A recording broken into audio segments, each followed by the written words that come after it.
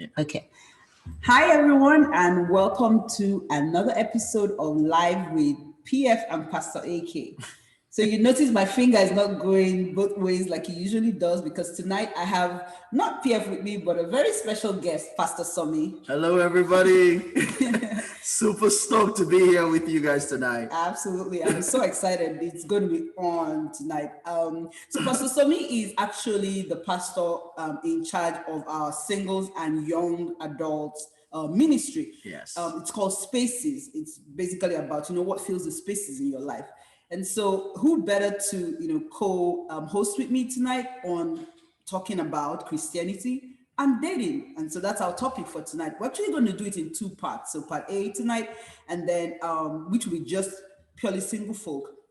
And then part B, we're going to have a few, newly engaged and dating engaged and very newly married couples to kind of finish this out. So Awesome. We're really expecting a great program. Now, when you think about marriage and the whole concept of not being alone, Genesis 2:18 says that God looked at everything he had made, and at every point he did like a quality check assessment. Yep. And he would say, and it was good, and it was good, and it was good. And then in Genesis 2:18, when he looked at, after he had made man, he said to himself, it is not good that man should be alone. That's so right. God feels the pain of the singles. God feels the loneliness. He totally gets it. He's the one who said, this is not a good idea. Adam needs a partner. And then in Psalm 68 verse 6, the Bible says that God actually puts the solitary in families. So God is very vested, in everyone, getting their own group, their own family, their own person, right? And so our goal tonight is to just be straight up real and say it how it is. 100%. Yes. If you guys know anything about me, I do not hold back. Not at all. And I'm honored to be here with you tonight. So this is going to be fun. It totally is. So we're going to be discussing Christianity and dating in the modern world as a Christian. And we're going to have a few people come on in a second who are single as well. And the whole idea is for us to really talk about singlehood in this present age. Yeah. And so stay tuned. Even if you're not single right now, there's a lot that you can learn. And we just want to know what it is out there in the world. What's happening right now? What's going on tonight? So we have a group of really lovely people joining us tonight. And I'm not sure if they're quite ready, but I've got Veronica Jones and I've got Jacqueline and I've got Wale as well. Yeah. So we're bringing them on.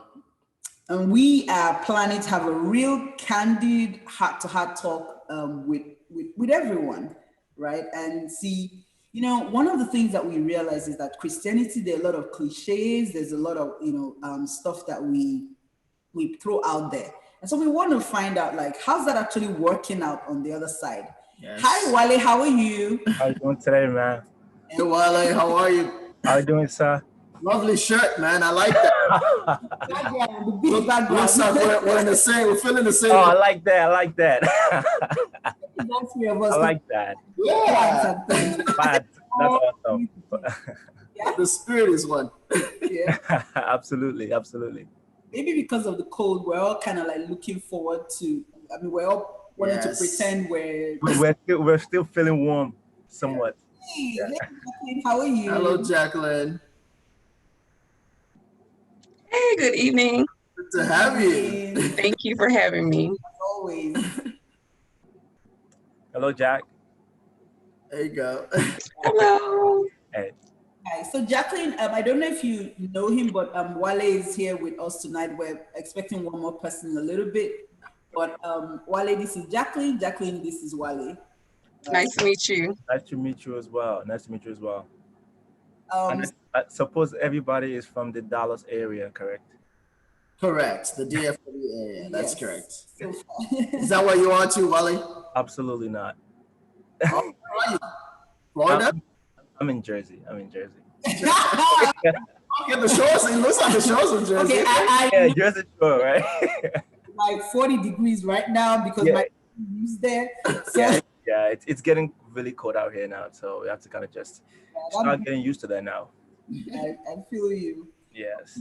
Anyway, so right before you guys came on, I don't know if you could hear me, but so with me tonight is Pastor Somi as well, and we are going to just have a candid conversation about singleness right now, Christianity and dating and what that's like out there. And so we looked at a whole bunch of the common advice that single folk get in church, and all the books that are out there, and most of the books really, if you read them, you can summarize them in like one sentence, like this is the train of thought, this is what I'm telling you exactly. The runs through. So we kind of looked at some of this stuff and we were trying to figure out, so how is that really, how are you guys able to live out that currently, in this season, in this day and age, is some of it practical? How are you dealing with it? How's that working for you? So we're just going to be throwing a bunch of stuff. But by the way, before we move right ahead, I must commend you all and just say that I don't know how you're doing it, especially with COVID and the house arrest that we're all on right now. I mean, I know things are kind of opening up a little bit. Hi, welcome. Looks like we have Veronica with us. Hey, nice to have you. Thank you. Hope you guys are doing well. Doing well. Yes, thank you. Thank you. Glad to have you. But I was just saying that I don't know how I get to pastor quite a number of single people. And one of the biggest issues that I counsel people on every day is loneliness. And I was just gonna commend you all for whatever it is, however it is that you're coping. I hope it's godly. But whatever it is that you're doing, I must say I commend you all, because I don't know what I would do if I was single right in this moment, especially with COVID. It's hard enough. That would just be something else. So hey, and the kudos Lord to y'all. really, His grace is your strength for real. It really is. And we want to really also thank you and appreciate you for agreeing to come on the show. Yes. Because this is kind of going to be a little bit like a hot seat. Like, we're going to be asking some deep questions, and I'm really hoping that you guys could answer candidly.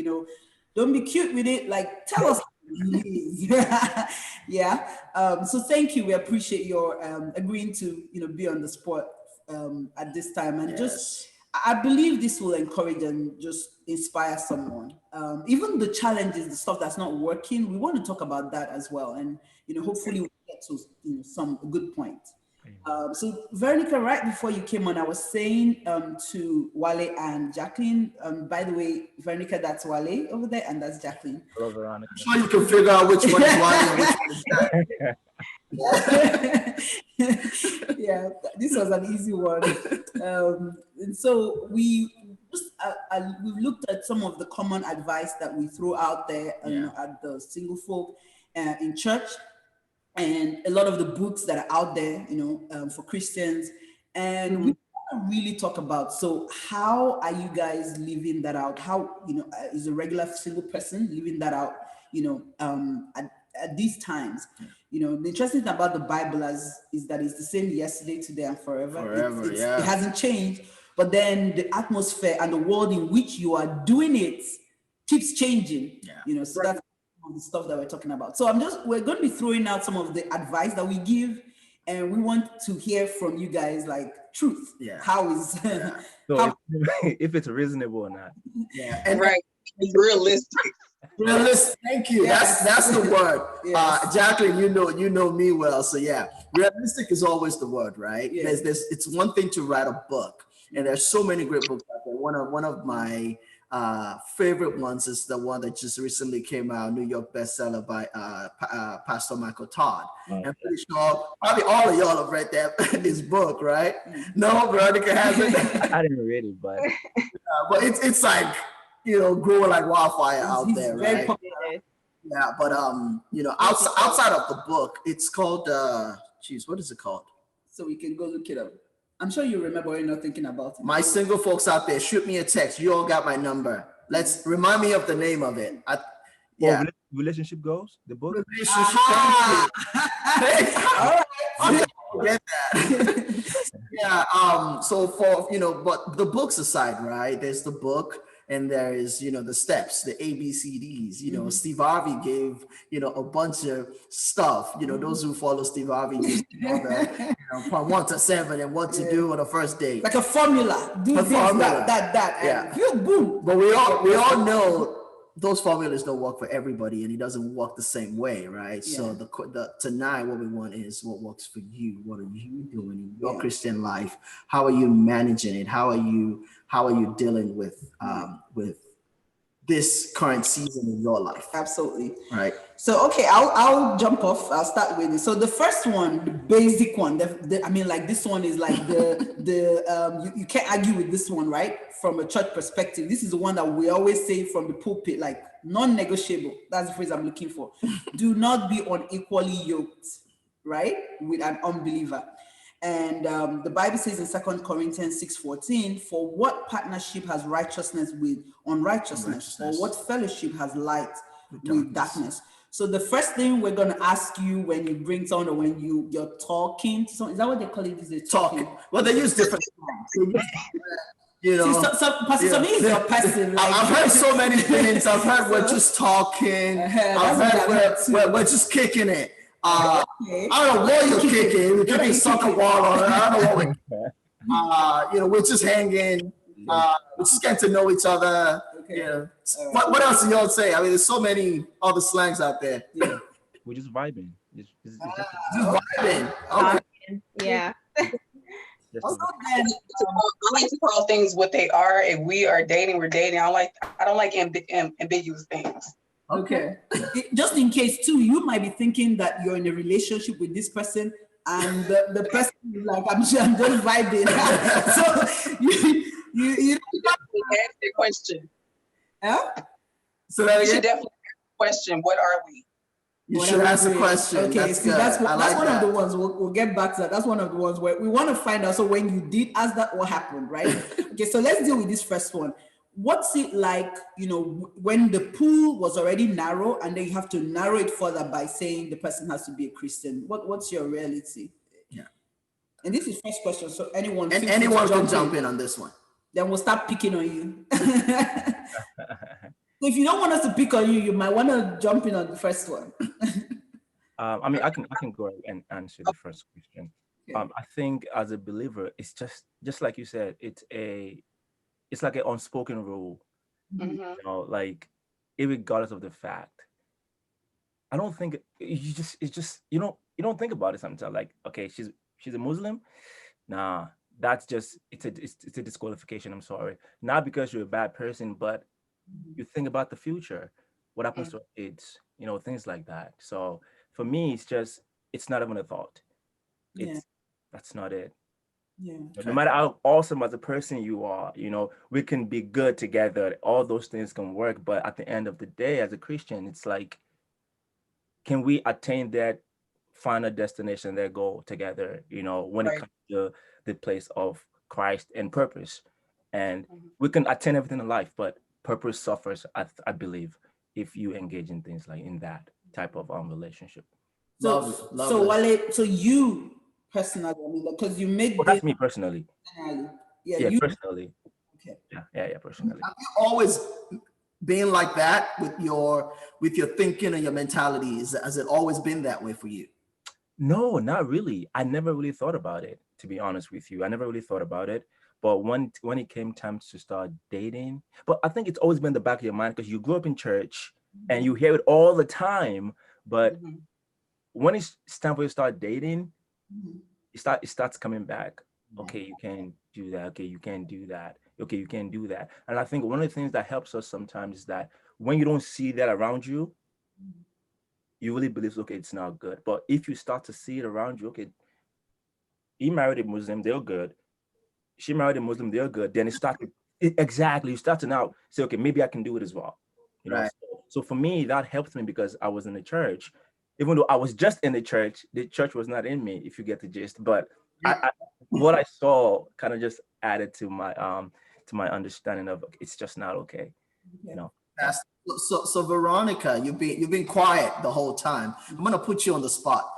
What do you say to the folks that, just going off of what Wiley just said, right? What do you say to the folks that say, okay, there are some Christians, right? But that's not the actual determinant of a person's character and a person's goodness, so to speak. Or stability. Yeah, or suitability, because you would meet someone who is an Hindu or who is an atheist, but they treat every human being with such kindness and such love. What would you say to people who would, you know, say that it's okay to go that route versus dating a Christian that would be you know, conniving, lying, cheating, whatever name else, you know, you have out there? Yeah. So I'm just gonna kind of speak on just me personally. Well, for me, I personally just do not agree with being unequally yoked. Period. If even if that has to do with religion. So I personally wouldn't suggest you know, dating or pursuing somebody who doesn't have the same beliefs as you, right? Who doesn't share the same values as you. I think that can hinder a person's, let's say for a Christian, for example, if they're in a relationship with or pursuing something with a Muslim, that can actually hinder your growth and relationship with God. And so I think about those things. I think we have to think about that because who we choose to marry has a profound impact on our future, and not just on our future. And like Wale was saying, not just on our future and with our purpose, but also just in our faith in general. So I think for me, the first thing that comes to mind is like, okay, you're a great person, you have a beautiful heart, you know, I love it all. But at the end of the day, can you help me grow higher in my relationship with Christ? Can you take me there? Because if you cannot, even though you are a great person with a kind heart, unfortunately, this is not going to work. So I need to be with somebody who is like-minded. Yeah, so that's just my view on it. Veronica, shout out to you. You just preached a whole sermon right there. You spoke my heart for real. So Jacqueline, we're gonna come to you with the same question. What's your stance on you know, dating someone that is non-Christian? Yeah, and they might not even have a religion, be practicing something particular. Right. They're just not. Yeah. Yeah. It's a non-negotiable for me. It's a non-negotiable just because, just like what she was saying, you want to be with somebody that's going to be like-minded.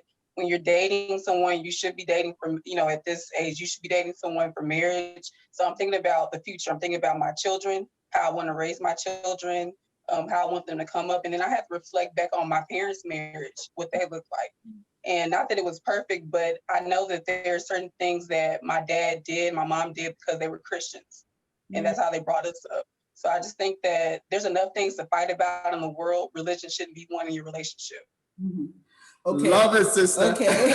So let's say he's 6'3", he's 6 good looking. I mean, like doing well. Six you know? pack. Who's six pack have?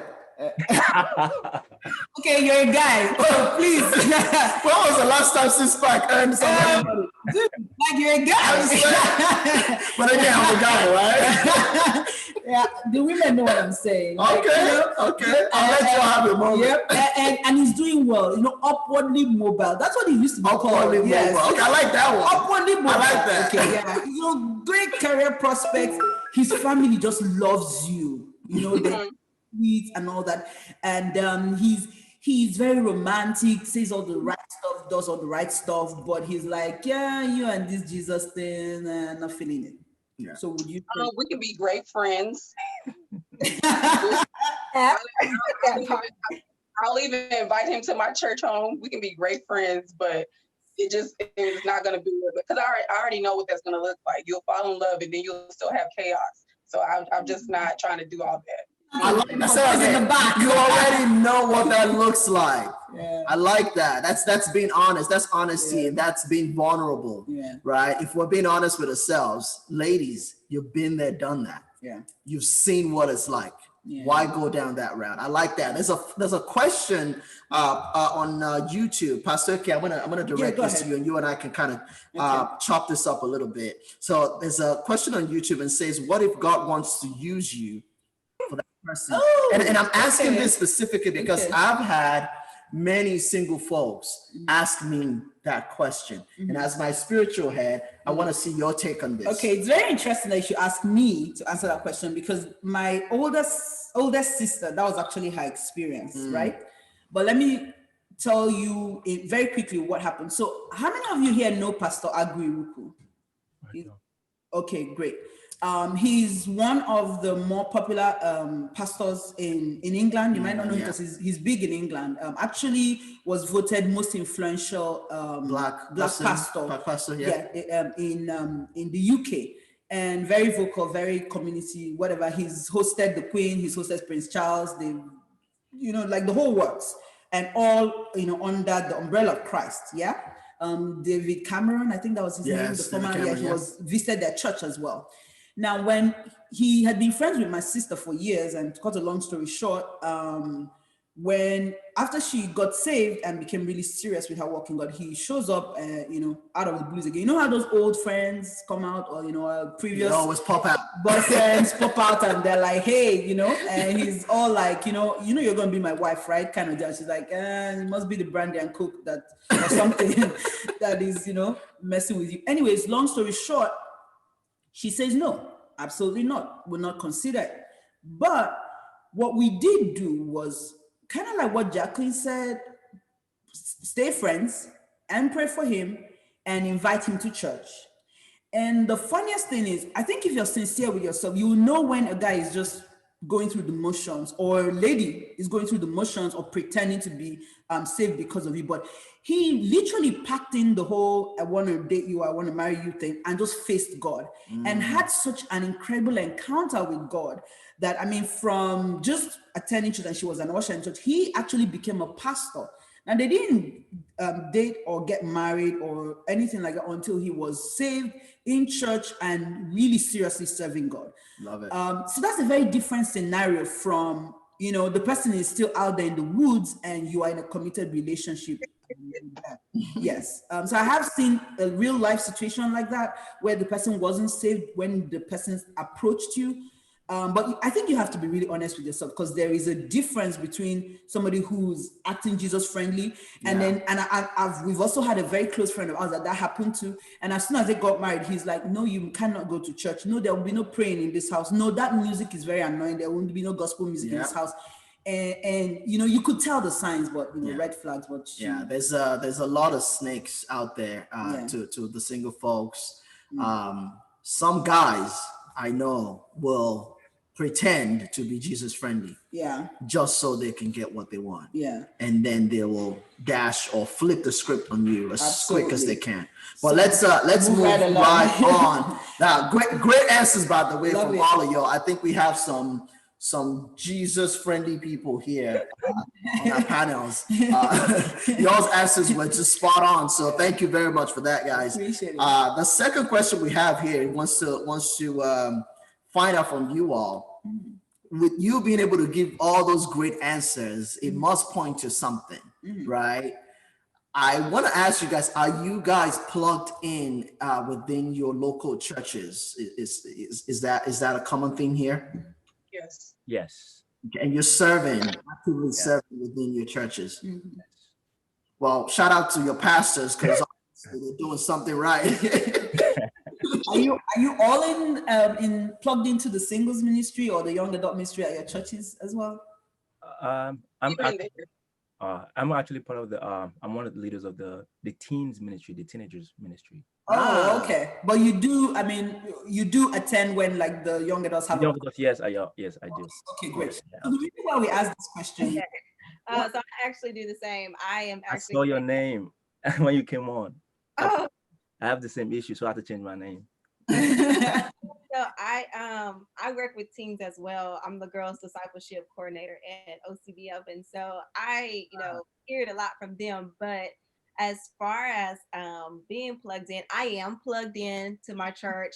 However, I am not a part of the singles ministry. I'm not plugged in to that ministry. I just kind of just, do my own thing. You just attend, right? Yeah, if they have an event, then I might go depending on what the discussion is or the theme of the event is. But you probably won't see me at a lot of singles events. So is there a reason why you're saying that?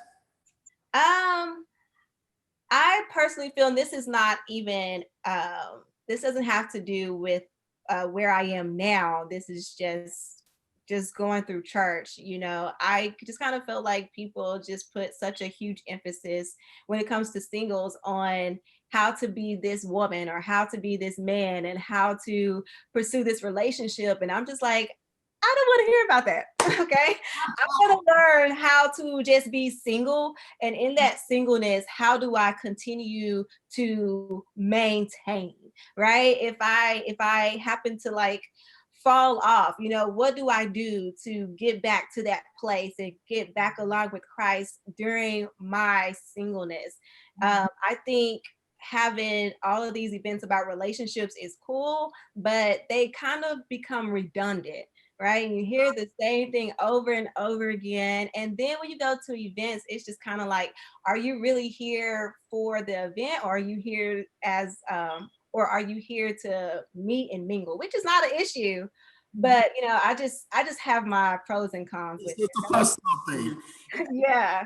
That for us, so when we're preparing those programs, we probably need to be asking you, a little bit about what you think. But part of the reason why we ask this question is because there's a common, advice coming from the pulpit, that if you're looking to mix and mingle, if you're looking to meet someone, that you need to be plugged into the singles, because to be honest with you, quite a few people meet their, their potential.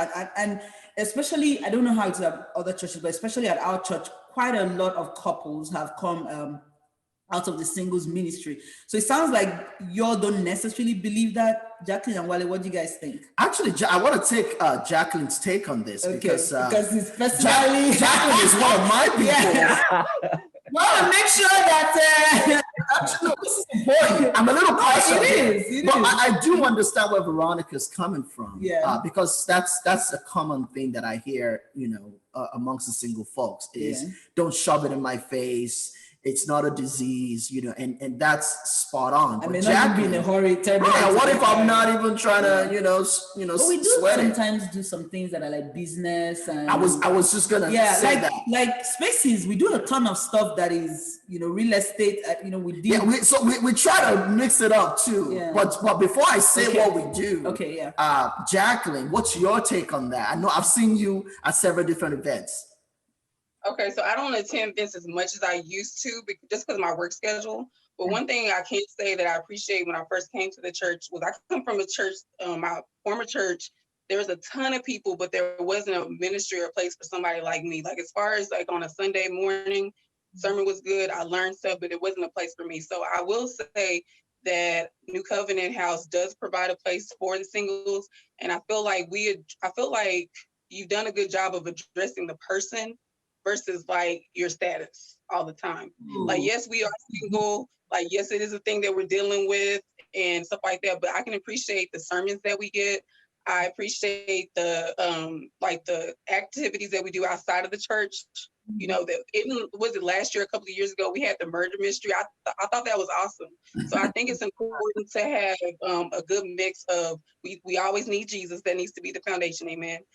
But we also like mixing and mingling because we are single and we are young people. So I can appreciate that there's an actual place for us. There's a ministry for us. I feel like a church should provide a ministry for every walk of life. And so I will say that.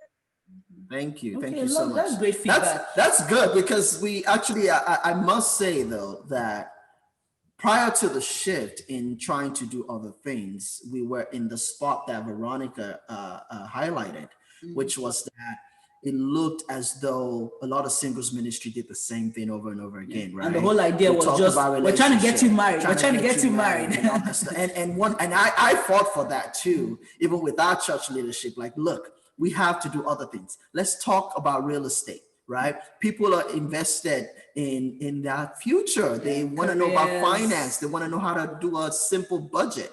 Let's talk about business. Let's talk about, I don't know. And let's play. You guys play a lot. Like we do.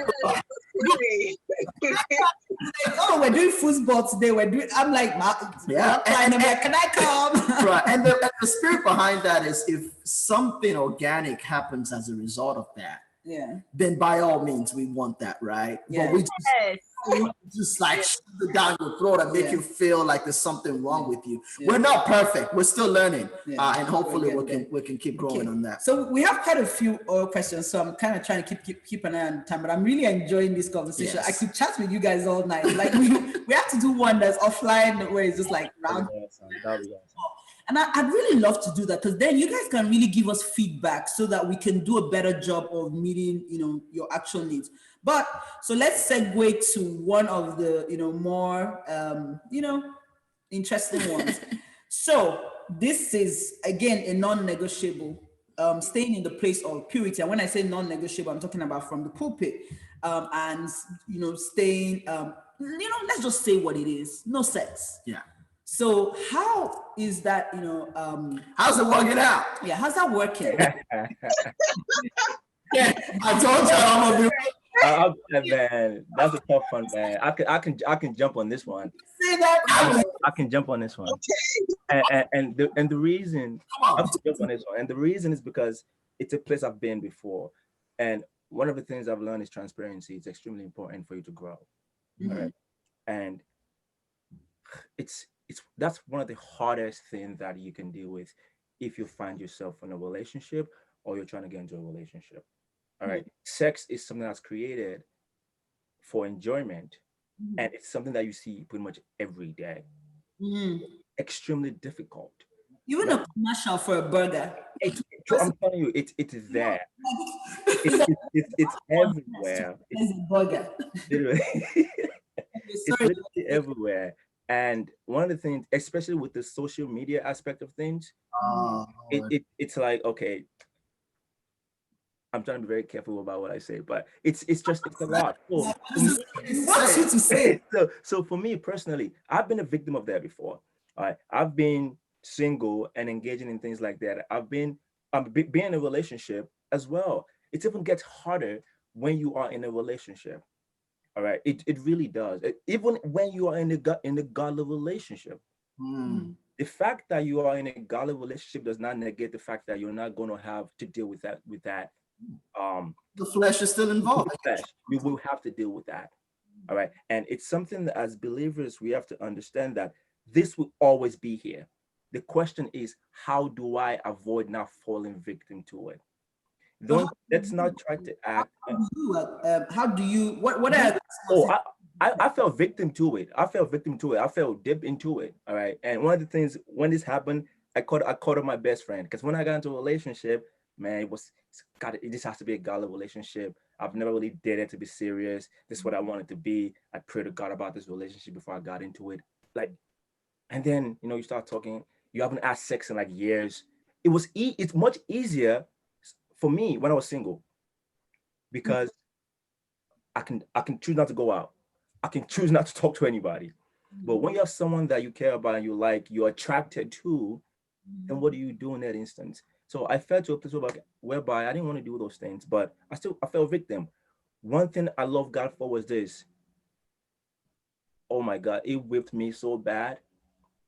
And I'm being honest, like the oh my God. It put me back into shape. I thought I was strong enough to deal with it. I can be in the same space with her. I thought that things can be, come on, I got this. I haven't had sex in so long. I can navigate this, but you can't. You can't. You cannot do it by yourself. For me, I fell a victim, and then it got to a place whereby what was most important to me, I felt like I almost lost purpose, everything. To the place whereby, okay, I have to you know what, dude. Because you're a Christian does not mean you're free. It does not mean that you're still not struggling. It does not mean this thing does not exist anymore. They still exist. You have to continuously be aware of them, and then know that, okay, lean on me so that I can help you with those things. And I think that is extremely key. Knowing that they are there, but I have to make sure that I don't fall victim to them. Now, I can't be in the same room. I'm sorry. I can't be in the same room with the person I'm dating, with my girlfriend. I can't be in the room with her because. So are you dating right now?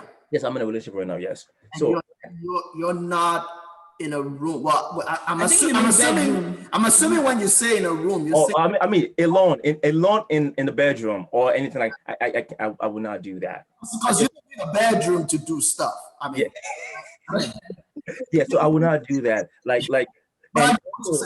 And basically what I hear you say is avoiding circumstances where, yes. I mean, like there's only so much you can get to at the mall, you know, or in a group, or out to dinner, whatever, but just not creating those, you know what, oh, it's getting late, do you want to just sleep over at my place, I have a spare room, scenarios. That's happened, but I just think it's just important for us to understand that those.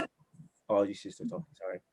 No, go ahead. I'm sorry. Yeah, I'm just saying that it's just very important for us to understand that to be aware that these things are possible, because Christians, we think that because we're Christians, we can navigate through these things easily, but it's not that easy. So be aware of it and just be cognizant of it, and making sure that you try as much as possible to avoid it. For me, I didn't do that. I got the consequences of it, and that kind of whipped me back into shape. So yeah.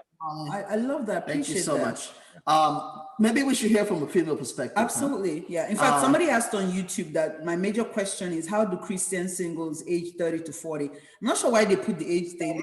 Honestly, this thing it's relevant when across the board. I have older friends, you know, like widows or whatever, people who never married and they're in their 50s. And so I don't know that it has an age barrier, but anyway, she wants to know, how do you keep your bodies from fornication and immorality? And some people say it doesn't even cross their minds. Yeah. So I don't know, what's your take on that? See, I like Jackie's facial, like, doesn't cross your mind, like. Well, I think I come from a different perspective, and this is not something that I share often because it's something that is often rare to hear. Now I'm curious. I think I know where this is going. Yeah, so I am actually still a virgin, and that's awesome. I knew that was where that was going. That was awesome. It just on the gloss over. So we needed to have had like. That's awesome. We need to have a confetti. We need to celebrate you, my sister. We need to love up on you. I'm giving you like hugs, mad props from like afar right now. That is something that we don't hear often, and people kind of just look at it like it's not a cool thing. Yeah, they definitely do. And it definitely turns a lot of guys away. Let them keep on. Let them go. Yeah, and I do. I'm just like, well, hey, you know, I know I'm a good thing, so you just deserve this. But you made me think about Paul when he was talking to the Corinthian church, and you know, he told them, I believe it was the Corinthian church. He told them to do not be deceived, because you know the flesh. It's strong, it's willing, it has a mind of its own. But he was saying that because of sexual immorality, then you should take a wife, you know, or and women take a husband, meaning that, you know, premarital sex is not God's, you know, intent. And so I think though that we live in such a sex craved world, right? We live in a world where instead of being somebody who is suitable or somebody who you deem as compatible, we look for people who are now sexually compatible before we get into the relationship or build on that foundation. And so that can hinder a person's just perspective right there. You know, we're so, you know, hungry for sex. We're so hungry to just pursue somebody just because, and we throw out the window, well, God, you know, how am I supposed to go about this? What questions should I be, you know, going through in my head to discern, you know, if this is the person that's for me, not sexually, because if you build your relationship on sex, then you don't have a foundation at all. right? You're not going to have nothing to stand on. Your marriage is not going to last if that's what you're banking on. If you think that, your sex is going to keep him, it is not. Okay? It is not. Um, Do that. but I want to say to those who may be struggling with, just thoughts of sex. I tell people all the time that yes, I am a virgin, but that doesn't mean that I have not had thoughts. That doesn't stop you from, you know. And so lust can mean many things, but in this aspect, sex, it doesn't stop me from thinking about what could possibly be. But what I have found myself doing is that I don't listen to a lot of music that makes me feel those urges or makes me think about, things of that sort. I Those surround R&B myself. jams. Yeah. Yes, because I believe that, your eyes and ears are the gates, Yeah. right? So whatever you pour into yourself, eventually that's what's going to pour out. That's what your flesh is going to desire. It's just like when you need to hydrate yourself. Well, what are you, hydrating yourself with? So for those struggling, watch what you're listening to, watch who you are surrounded by and what their language is like. Watch what, well, be careful with the things that you are watching. I know, we're all adults and, many of us can handle it, but it does take self-control. And so I think in order to have that self-control, you must find yourself in the word. And I know we hear that all the time, oh, the word, but my goodness, let me tell you, when you find yourself in a position of just struggling with lust or sexual immorality, let me tell you that the Holy Spirit will fight for you and he will bring to remembrance that word, the scripture, and you'll just be like, okay. So I know for myself, when I found myself just like even wanting to think about something sexual, I was like, okay, let me just pray. I had to get up and say, Lord, I am not going to do this. Lord, I thank you. The enemy will not take my mind. I will not think about, just doing things immediately and being proactive and not just sitting there and allowing and sitting in that. So those are things that have helped me. But again, being a virgin is not the easiest thing. It's definitely difficult. I'm 28 years old. I'll be 29 in 2 weeks. So I am about to be the 29-year-old virgin. To make a movie. But I love what you said because it also ties into what Wale said. And I think if people really realize what is at stake, will kind of because it sounds corny what you're saying, like pray the word and all of those things. People are like, oh really? But at the end of the day, what you lose, from going outside of God's plan and God's intent, the pain and the suffering, and I'm talking about both as single folk and even married folk that stray, it is not even worth, if you truly are sincere in your relationship with God. But hey, Jackie, I wanted to get something from you. So somebody was asking on YouTube that how do you avoid all this? How do you know that you are sexually compatible with someone if you don't have sex ahead of time? Yeah, so Veronica kind of spoke on it a little bit, but I just wondered what's your take on it, like the whole sexual compatibility thing. What do you think? Well, I think that's such a tough question. I think COVID has made it easy for us to stay, first of all. And then I think the sexual compatibility thing, I really feel like things are learned. So you like things in sex is because somebody did it to you or for you. And so you like it. So you put that in your head like, oh, I like that. And so I think that if you love the person enough, you would want them to be happy and you would they would also want to make you happy. So I feel like the sexual compatibility is just like anything else that we have in life, like it's a learned situation. So it just really bothers me when people are like, oh, I gotta, do a test run. If that's not it, then we can't do it. But I'm like, why are you not open? If the marriage bed is undefiled, why aren't you open to see what's going on? Like once you finally get to that point. And if you need to see a doctor, I love it. Yeah. I love it. Looks like Wale was. Yeah, I kind of just want to add something to what you just said because I think that's a that's a serious question, and that's a question that a lot of people ask. How do I know I'm compatible with this person sexually? What we need to understand is this. Okay, let's say you have their model, and that's what you do. I want to find out, and then you try this one and it doesn't work. The next one you meet, you're going to compare that person to that person.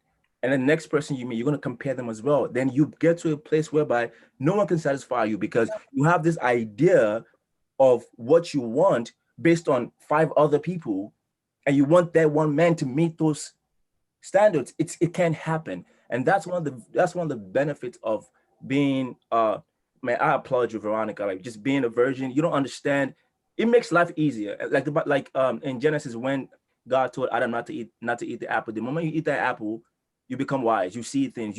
You start to see what it can do. Once you get a taste of that, you're going to continue to want to engage in that pleasure, because it is pleasure, and your body is going to want that. So don't, whoever asks that question, stay away from that thinking, because that thinking will cause you to start looking for things like that. Like, okay, how can I be compatible? Trust me, if you meet the man that you love, like, trust me, if you are emotionally and spiritually connected with that person, the sex will be great.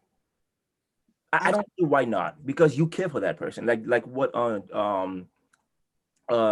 Jacqueline said, you care for that person, so it will work. So don't think about that.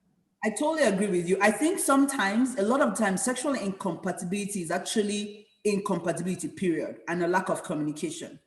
Because God's intent, and this is my take on it, is you were supposed to learn each other. Another problem, and I so feel what you're saying, Wale, that I've experienced with couples that you're counseling now, married couples, is, first of all, not only are you chasing a myth of, do we all know? It's funny that adults don't realize that what we see in the movies is a movie. And they did it over 6 months of cut, action, take, cut, action, take, cut, action. So they're practicing, they're pretending, it's pretense. You know what I mean? And so people watch the movies and guys, if they didn't do it well, that means they're terrible actors. Yes. So they get paid to act. In fact, when they don't do it right, the producer makes them do it over and over and over until it looks good. At home, if you do it over and over and over, you will get good at it. But anyway, coming back to what I was saying, now if you do some of that engaging in premarital sex, the other challenge that people don't realize is you also get bad information.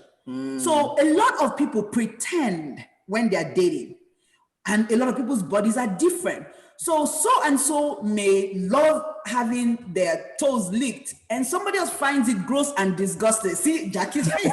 No, she did not. I went there. I mean, because we have couples that are counseling, and the lady or the guy doesn't know how to say, look, I hate that. I find that gross and disgusting. Then some other person either loved, things like that, and there's nothing wrong with, and stuff like that, but you then go ahead thinking, oh, all women are like this, or all men love this. Not all women love that. Not all men love that. And then you start thinking there's something wrong with my partner. So we have couples bring their spouse over and say, my spouse doesn't like kissing or whatever. Well, so what do they like? They don't even want to hear that. They're just like, everybody I know loves kissing. Yeah. From the 10 people you have slept with or kissed, now everybody loves kissing. Like, it actually causes more problems, than before. But anyways, we've got so much.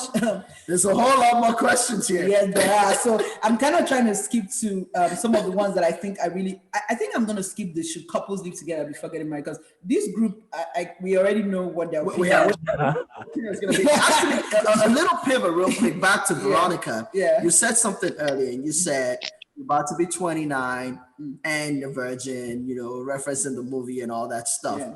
But do you feel like your personal pool is getting smaller now? Do I feel like it's slim? I mean, you did mention that it's off-putting to some people. Right. So, that's shrinking a little bit for you, or how do you feel? I actually, it doesn't make me feel any way. I don't get deterred by it or anything, because I know that ultimately the reason that I'm here is not for marriage. It's to operate in my purpose and the will of God. So I think when people get that into their heads, that marriage is not the ultimate, reason that we are here. It's a benefit, but it's not the ultimate reason. And I feel like too, because I I know who I am, you know, I'm good with where I am in life, that I am not discouraged. You know, I still have hope that one day, yes, I will be pursued, that I will meet, you know, that man whenever he comes. But I am certainly not just like, oh my God, where is he? Oh my God, like, oh, he didn't want me. I am not.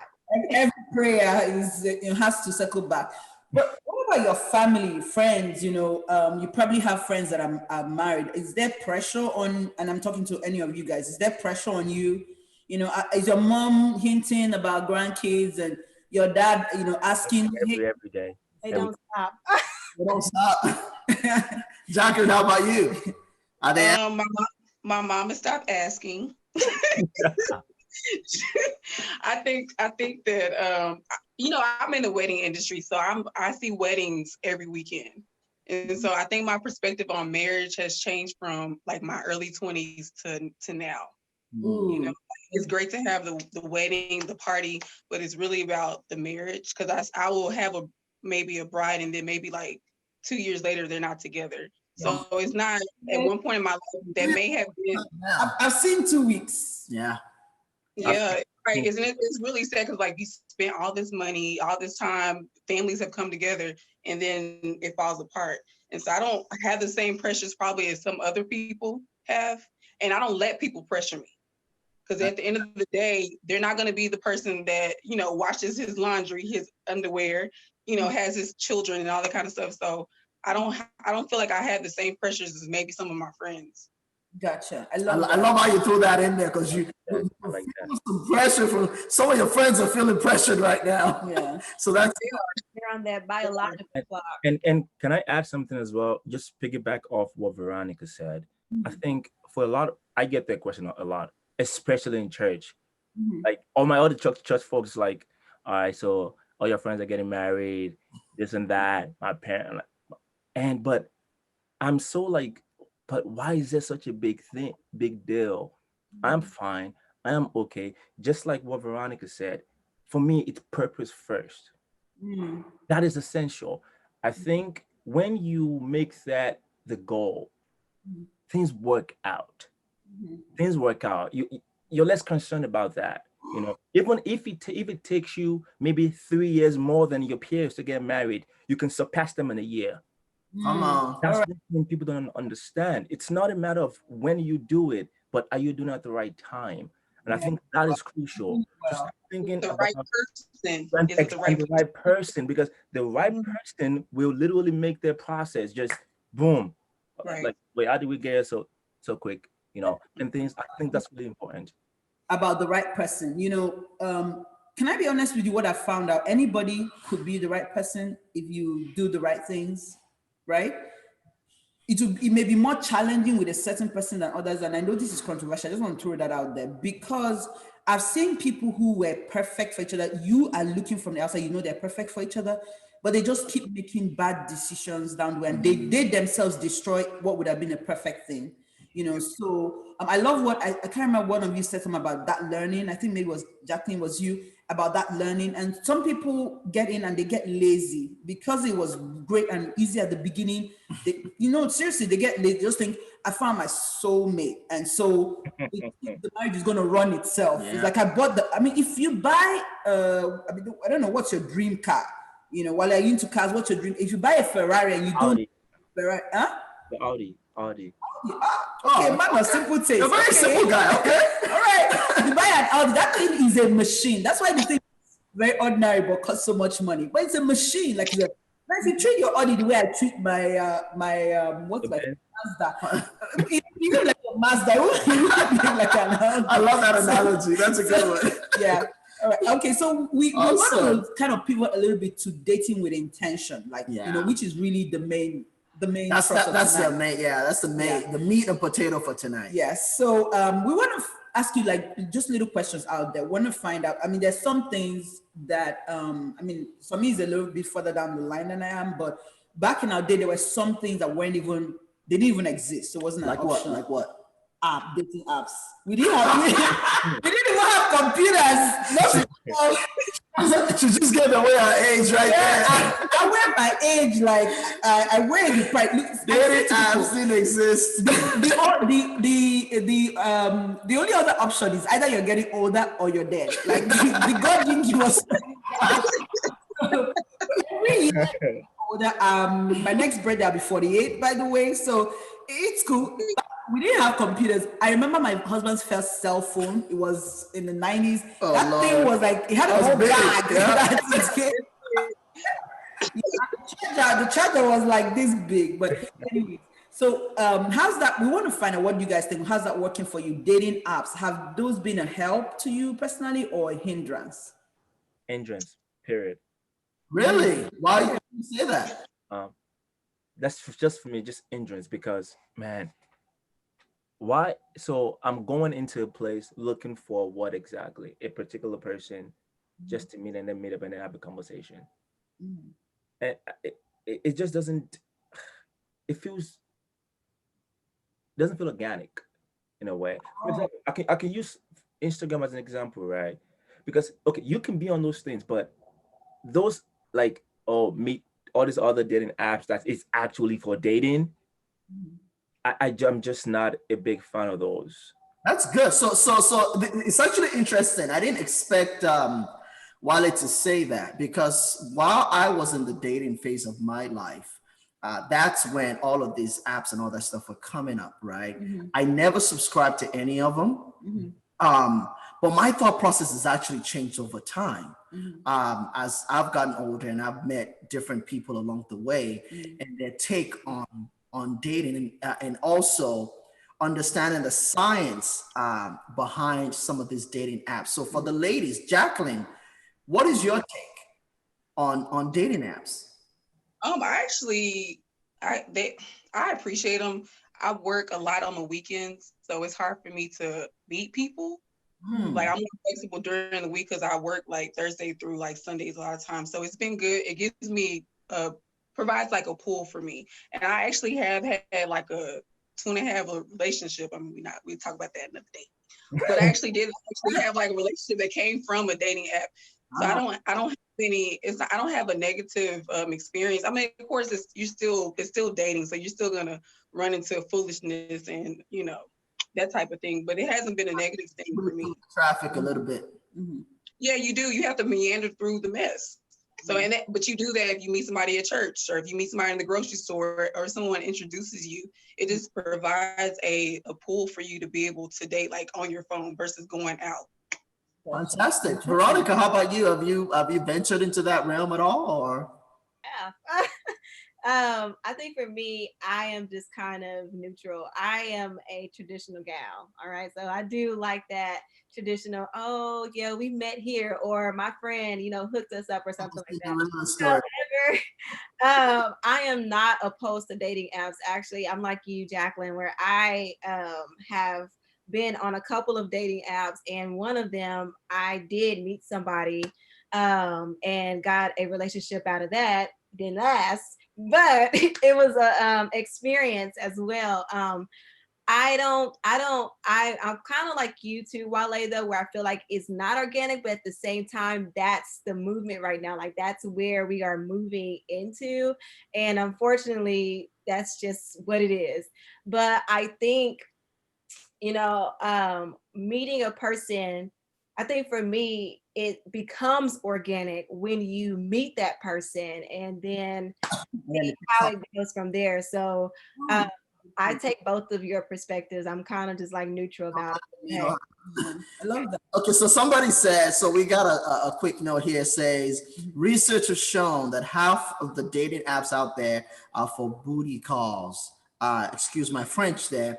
How do you navigate that? How do you figure out which apps are good versus which apps are terrible? Is there like are there like some weirdo ones? Are there some good ones? Ones to avoid. There's a lot of weirdo ones. And like which one? I gotta think now. Oh my. You know it. No. I used to know. Wait on that, bro. Come on. It's been like years now. Oh, this one when you swipe. There's one when you swipe left and right. Oh, that's not a dating app. That's No, a that's hookup Tinder. app. That's Tinder. Oh yeah, Tinder. Yeah. The hookup What's the app. difference? There are a lot of them that you swipe left or right. So, I don't. Oh, sorry. That's All like. of them. so the ones that I actually enjoy. There's one in particular that I like, and it's called Hinge. Yes. That's pretty new. So that's where I met someone from Hinge. I have tried Bumble, but men are not. I don't really like the whole approach of women taking the initiative to, you know, start the conversation. That's not my vibe, so I don't roll that way. But Hinge, I certainly loved it.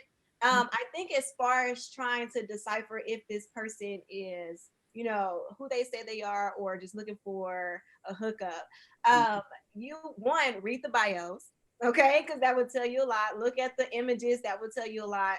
And Don't they just put whatever they want in the bio?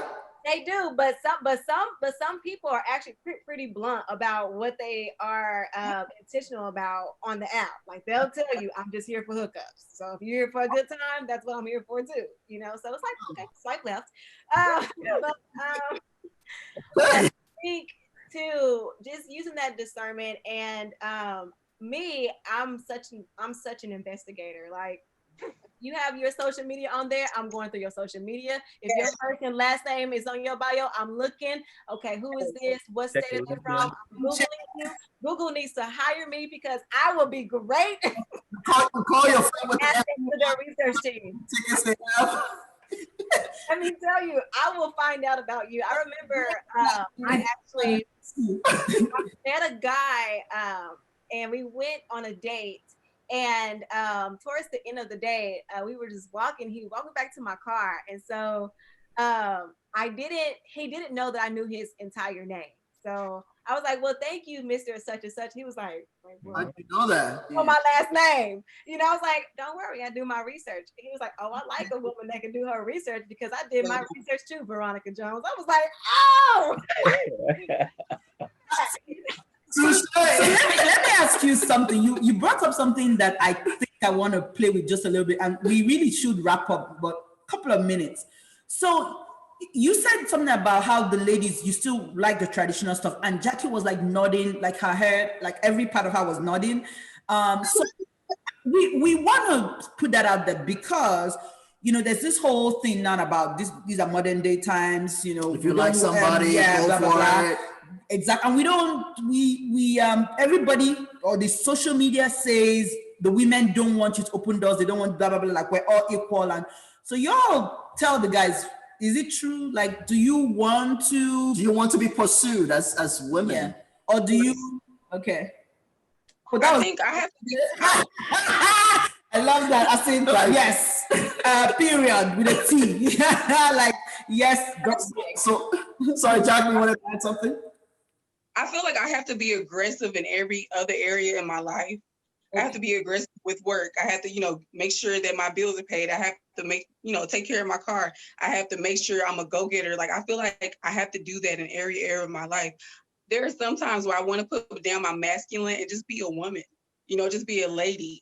Like, even with like my brother and my dad, like they opened the door for me, you know, they did stuff for me. So I have come to expect that. Like, I don't want to be treated as like sub, you know, in my relationship, but I want to be treated like the woman that I am. Like, I like roses, you know, I like being romanced and all that kind of stuff.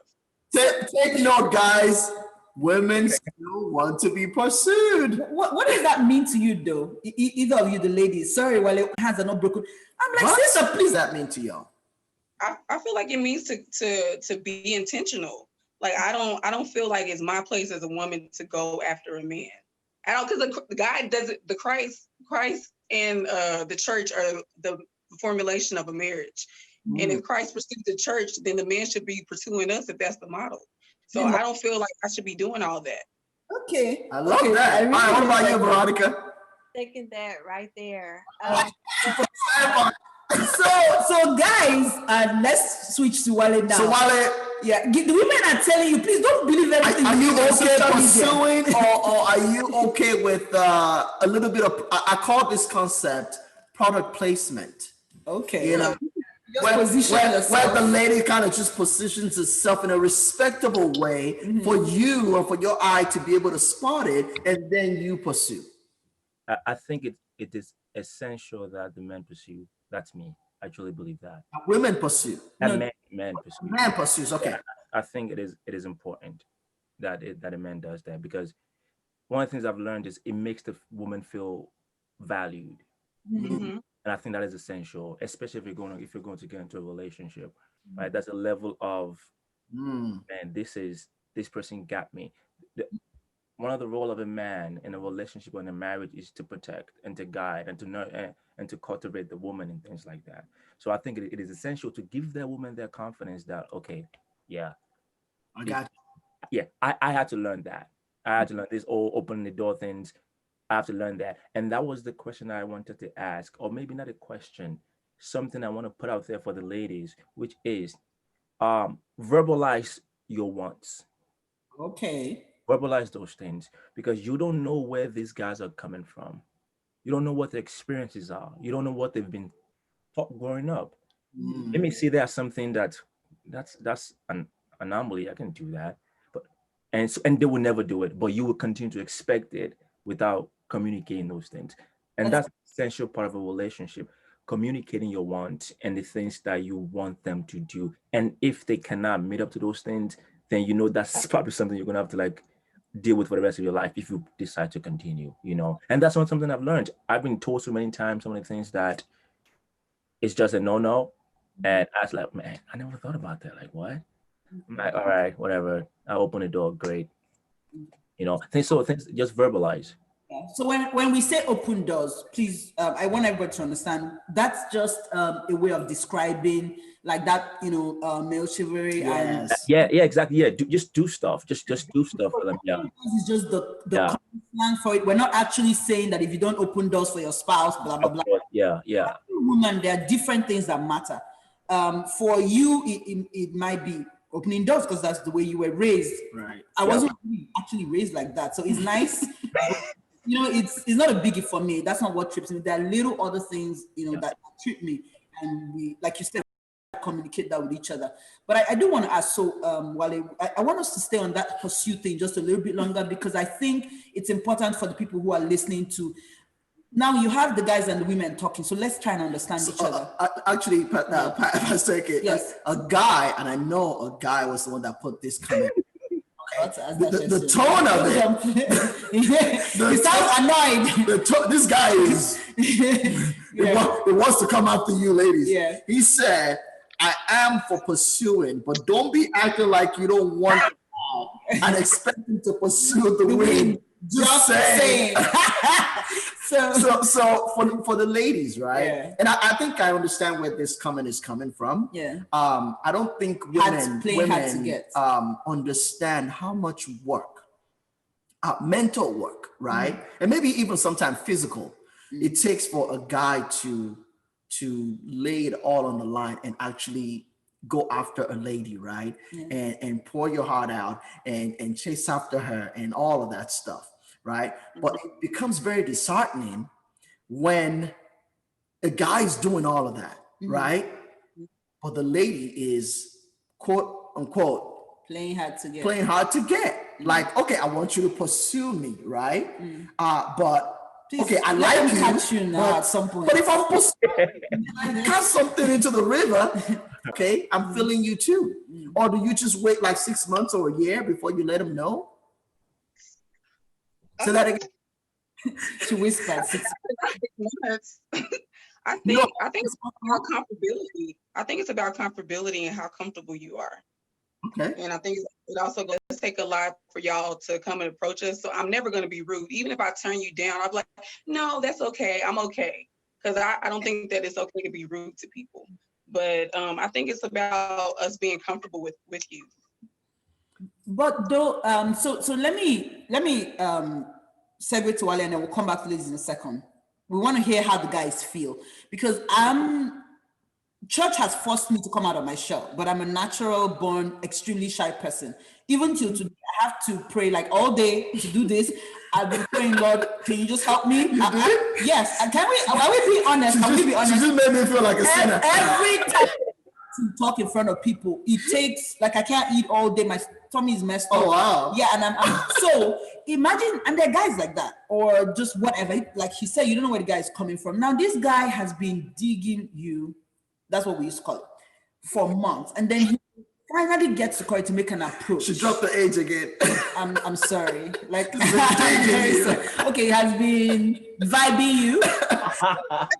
Has been feeling you. Has been feeling They're gonna you. teach you, I've been feeling you. I'm just messing with you, and I know about feeling you. But it's funny when I do that. Like, you all feel like, oh, she's so old. Like, wait for it. In another 10 years, Yeah. you'll be like, 20 years in some cases.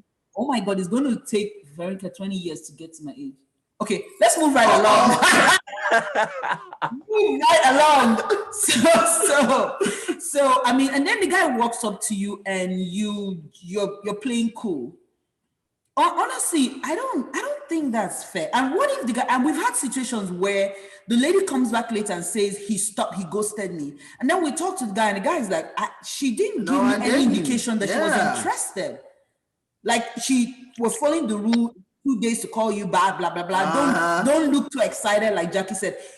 My husband makes it very plain to me. He says, I'm human too, and I have feelings. Like, I want you to be excited too.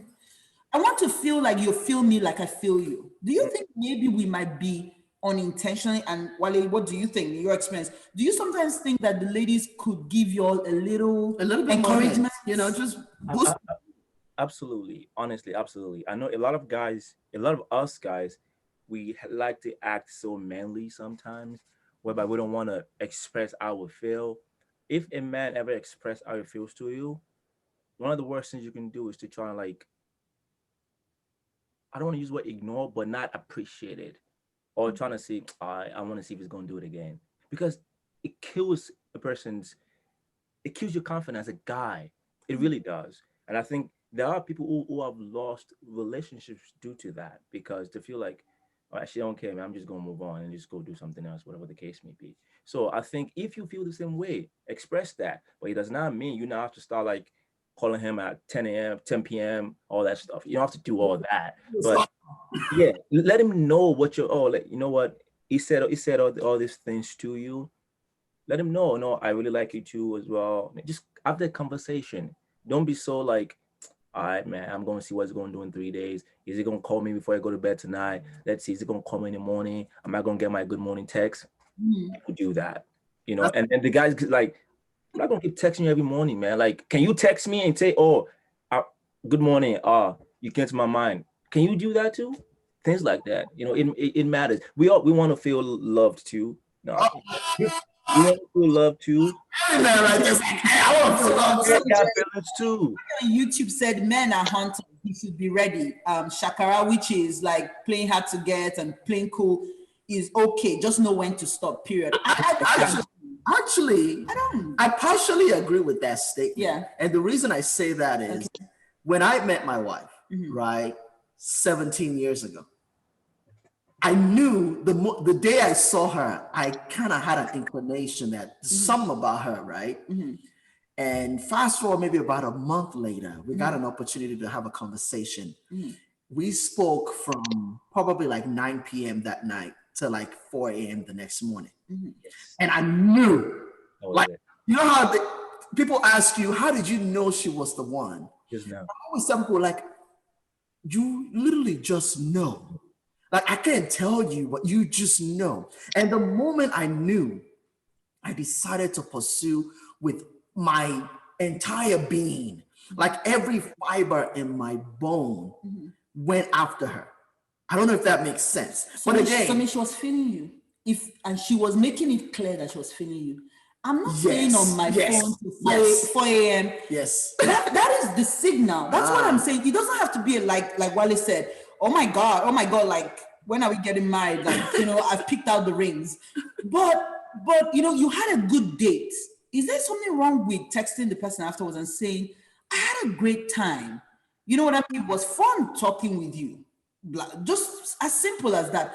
I think what the guys may be experiencing, and I get this complaint all the time, is I feel like I'm going after her. I'm not sure how she feels. Right. And then the next day I see her talking to another guy and then he leaves it and goes and faces some other door. And then she comes back to us and she's like, he wasn't serious. Even the little effort he was making was, because you see, what people don't realize that not all guys are the same. Not every guy is a hunter. Not every woman is what's the opposite of a hunter? I don't want to say prey because that sounds negative. But you know, everybody's different. So I would really recommend, don't go into these things with this hard and fast. And that's why we're having this topic about the things that we throw at you, that these are the step 1, step 2, step 3, thou shalt and thou shalt not. Sometimes you have to customize them. Yes. And let me ask you guys this question. Do you pray before a date and afterwards? Do you kind of bring God into the conversation, you know? Before a date? Before, after, during, like, just, is he part of is he your, I really don't want to say wingman, but like, is he the friend in your ear? It's the Holy Spirit there guiding it along. Forget about the Holy Spirit. You live in my home and, you know. So the funny thing is, for me, when I met the person that I'm dating, right? I met her actually, first time I met her was on social media. First time I saw her, all right? And no lie, like, that was just, I don't know why, like, okay. And then, wow. Then we started communicating, right? And then when we started communicating, and she kind of just stopped responding. We were just chatting back and for like 2 weeks. I didn't ask for a number or anything, just getting to know what she was about. And I'll be honest with you, before even anything, and I went, fasted and prayed, like, because I know how I felt. I'm like, God, like, and then she stopped communicating with me, period, for no apparent reason. I didn't know what's going on with her. In that instance, I'll be like, oh my, okay, I guess she's not interested, whatever the case may be, you know, because I'm not getting that vibe back, right? And I fasted, I prayed. Like, when I say pray, I mean, God, like, if this is, you know, then do this. I literally made a point of, this is what I want you to do, so you can let me know if it is or not, right? And I'm not going to even hit her up. I'm not going to communicate with her. And literally, that was on a Wednesday. That was on a Wednesday night. We had a program at church. I went to that program. It was something that we were doing for our youth ministry. It was like a prayer session. It's called Push. Pray until something happened. That was my prayer the entire night, I'll be honest with you. On Wednesday, that was Wednesday. On Friday, what I asked for just occurred while I was at work. I just started laughing. My colleague was like, what's wrong with you? I was like, don't worry about it. And from that moment, we just started communicating, and that was it. Like, it just went the way it went. And then obviously I had to mess stuff up along the line, and then God kind of like gave me a little and things like. But I think it's essential. It's essential for us to pray about these things. I really think it is, especially as believers. You know, we need that guidance, even on a simple date. Like, God, you know, if this is not it, just let me know, just off the back. You know, if it's not it, just let me look like a mess to him or to her. I don't even want them to make me to look at him as if I'm appealing sometimes. I'm being honest. Like, I've prayed that before. I don't want to look like a mess. I'm so, sometimes you have to do these things. Like, I've prayed before with people that I know, like, I'm attracted to, like, God, don't let this person see me as attractive. Like, I've prayed those prayers before. It's just the honest truth. Sometimes we have to do it. You know, but prayer is essential. It's essential. This is really great. This has been great.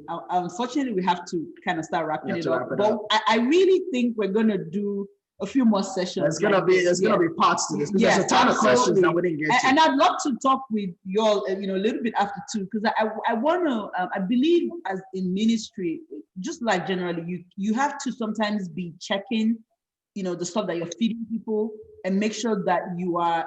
I mean, you can't change the word. I'm not going to wake up and start telling you, okay, you know what, because, you know, the whole celibacy thing is difficult. God will understand. But we have to find ways of kind of, you know, prepping the meals in a way that would be healthy and fulfilling.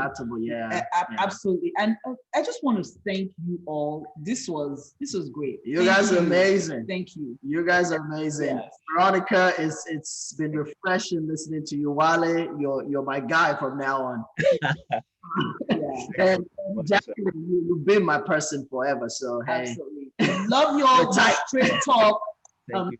Honesty, love your just the vibe, the way the conversation went. I love this. It really does give me, especially also hope. You know, yes. I have a 21-year-old, and Dami is almost 20.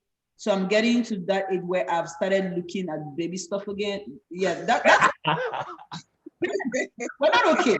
Like, I suspect. Really? No, I'm not going to ever say anything to them. Oh my God, Dara watches this show. Dara, forget what I said. Yeah. Can we edit this on YouTube? No, I'm just saying that it is really exciting. It gives me hope that Christians are still doing things the right way. We're making mistakes, we're repenting, we're coming back, we're working on this and we're working, and we're open, you know, to learn about each other. Yes. And one great takeaway, and maybe that's one of the things we want to talk about next time, is let's have the guys and the girls really say it how it is. And you know, just don't believe everything you see on social media. I really have loved chatting with you guys. You guys were fantastic. Been wonderful. Thank you. You guys are Thank you. Thank you very much. So much. Thank you very much. Have a wonderful rest of your week. Thank you too. Thank you very much. God bless. All right. So I just want to tell you and thank you, the viewers, for staying on. This was great, really, really good. And I hope, you know, it blessed you, entertained you, you know, spoke something to you, gave you some ideas, and cleared up some myths, and gave you some ideas about how to walk, if you're single, how to walk your walk. So next week, it's interesting. Next week, we are going to be talking about financial literacy, investments, stocks, bonds, real estate. Next week, we're talking money. All right? You should be listening, please. Unless you don't like money. You know, I was talking to a youth pastor a little bit ago, and I quoted that scripture that says that money, I think it was the one that money answered all things. I'm not sure if it was that one or there were the two of them that I know be, and he was like, nah, and I'm like, it's in the Bible, and I showed it to him. And what people don't realize is that it affects everything. There are times when I see a need, right? Right now, you know, I see so much need. I would love to be the kind of person that will wake up like that guy and pay the tuition of 400 and something students who are graduating. I'd love to be able to do stuff like that. So money is important. So please don't miss next week. It's investments, stocks, bonds, real estate, financial literacy. And then right after that, we're going to do part B of this show, okay? And the fact that we're taking a couple of weeks to get ready, that should tell you something. So don't miss part 2 of this show. Part two is loading. Yes, really. And we're going to be talking to, you know, people who are newly engaged, people who are newly married. We want to see on your journey, how did you get from singlehood to where you are now? What were your challenges? What were your experiences? And what was the transition like? Exactly. You know, that part is tough. Yes. Was this all that, you know, that you thought it would be? Be honest with us. Yeah, like do you think, you know, once I get married, like all my problems will be over? I had a friend who always struggled financially, and she was like, I just need to get a man to pay my bills. I'm like, you mean people are still in this day and age trying to get married for someone to pay their bills? Like, you're going to be very disappointed when he comes up with student loans and you're the one, you're not carrying more debt than before. I'm carrying more than before. But it's tough.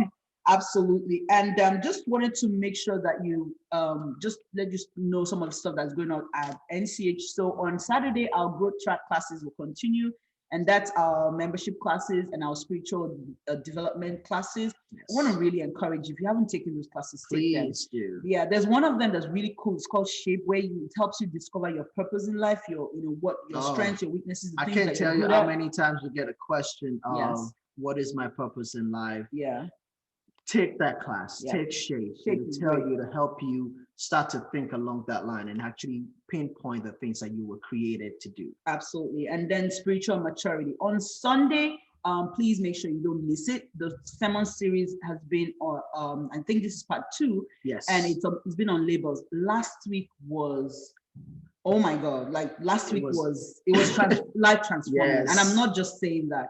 I mean, normally I don't even say anything to PF about sermons. Like I've been hearing him preach now for 26 years. I wonder how you do that. Yeah, because it's like block people out after a while. Nah, not at all. Not last week. I mean, last week I had to come out and be like, you preach. Yes. Oh my God, like it. So please make sure that you join us for that. Follow us on all our social media platforms. There's a lot going on. And just last but not the least, for the ladies, we are doing a 100-day challenge together.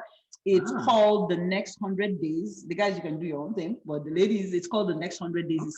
Yesterday was day one. We'll let you all do that by yourself. Yeah. It's okay. So the main thing is it's 100 years. Yesterday was the last 100 years of 2020. And we want to tell you that 2020 is not a wash. It's not a do-over year. It's not COVID shut everything down. People are making it. People are relationships, career, health, everything. People are, God actually does his best work in the most adverse circumstances. So we are doing that challenge together. If you don't know what I'm talking about, please email ladiesalive@newchdallas.com or reach out to us on our social media handle on YouTube or Facebook, and we'll plug you right in. All right. Am I forgetting anything? I don't think so. I think we're good. Yeah. Thank you all so very much. Thank you all. It's been a wonderful time. Pastor Samir. Thank you. Thank you for having me. Yeah, it was great. Thank you all. Thank you all so much. Have a good night. A blessed night and a great week. See you next week, Thursday, on another session of Live with PF and Pastor AK. Bye.